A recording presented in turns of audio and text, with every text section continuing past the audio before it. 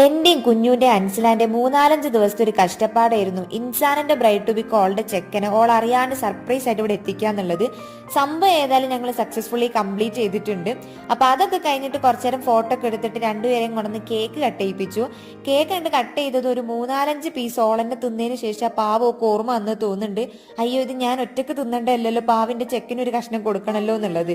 അതുകൊണ്ടായിരിക്കാം അതിൽ നിന്ന് ഏറ്റവും ചെറിയൊരു കഷ്ണം എടുത്തിട്ട് പാവം ചെക്കന്റെ വായിലും വെച്ചു കൊടുത്തു.